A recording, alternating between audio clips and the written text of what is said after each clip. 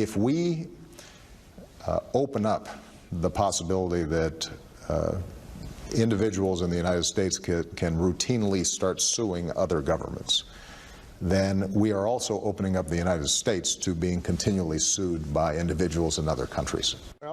Some 9/11 family members are outraged the president is going along with Saudi Arabia, which is warning that it will sell off hundreds of billions of dollars worth of American assets if this bill passes. Experts aren't sure that's a credible threat. I just wanted to show that clip to show the hypocrisy of people actually yelling for justice. What they want is selective justice regarding Donald Trump and facing 34 felony charges, of which over time, I'm sure that 3/4 of these charges are going to be dropped and that Donald Trump won't see the inside of a jail cell anytime soon. No president really does. Not for any egregious crime, that is.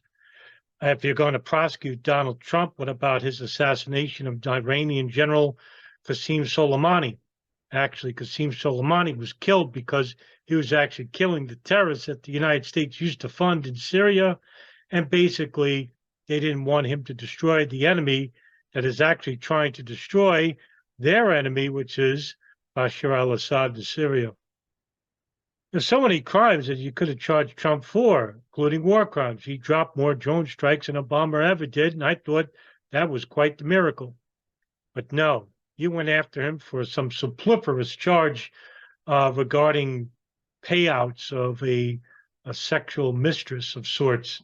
This is all silly. It's all for show. And it's meant to do one thing. It's actually meant to basically fracture the essence of this country. Well, let's keep it at justice, shall we?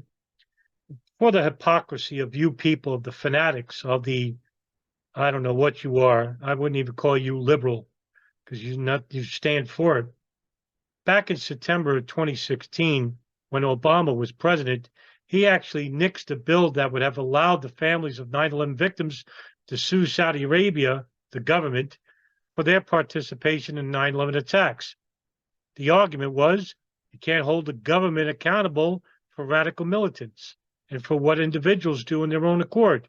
However, with the latest Operation Encore files released by, of all people, the Biden administration, who was actually pressuring the Saudi government to actually produce more barrels of oil when Crown Prince Salman shot down the idea 2 or 3 weeks later, these documents came out from the Biden administration authorized under Executive Order 11010, I believe.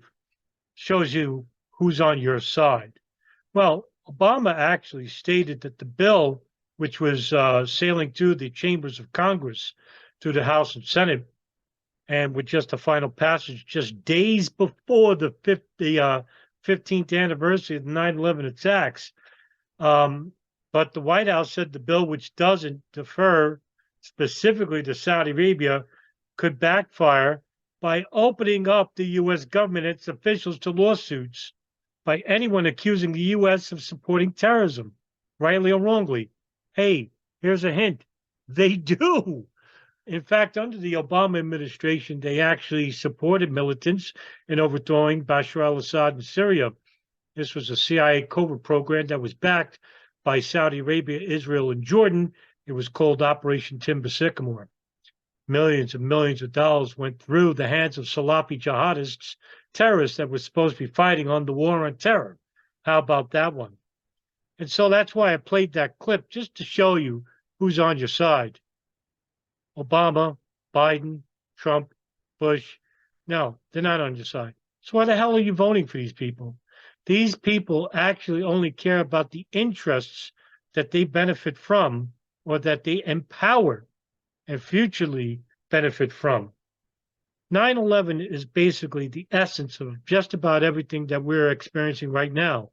The ripple effects have been felt ever since the first plane actually impacted the North Tower on that clear day of September 11, 2001.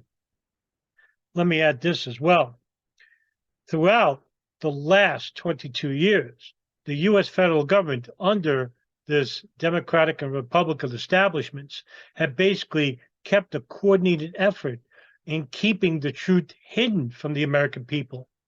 Also, under those administrations I just mentioned, they actually protect their interests abroad, most notably Israel and Saudi Arabia. Why are we actually proposing FOIA requests about the foreign intelligence rings of both Saudi Arabia and Israel? Why aren't we pressuring their governments to come clean about what they collected before the attacks even happened? Need I mention to you that the largest foreign intelligence ring in U.S. history occurred between 2000 and 2001? They were called the Art Student Ring, located all throughout southwest of the United States and northeast of the United States.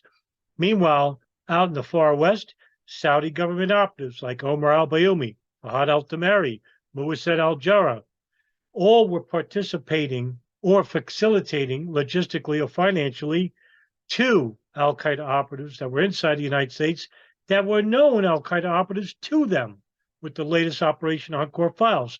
Why isn't the media all over this story? No, they would rather report just mundane things and also very explicit, divisive things that keep you dissatisfied and distrustworthy of each other. With information like this at your disposal, which is all part of the public record now, you could basically empower yourself and basically go after this monstrosity called the U.S. federal government, who are working against your best interests. And 9/11 is a great platform to use because the cover-up still goes on.